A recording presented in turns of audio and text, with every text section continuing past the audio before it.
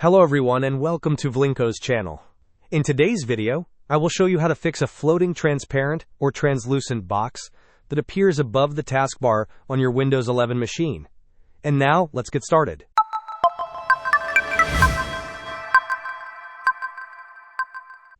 Sometimes a peculiar transparent or translucent box can appear right above your Windows 11 taskbar.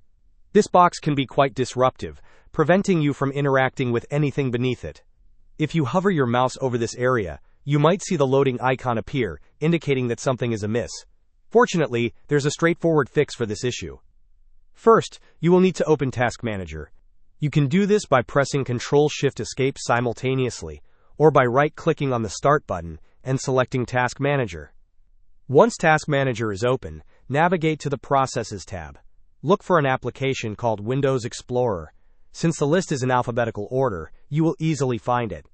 With Windows Explorer highlighted, click on the Restart button located at the bottom right corner of the Task Manager window.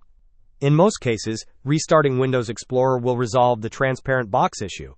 Hope this was helpful. Don't forget to like and subscribe if you enjoyed.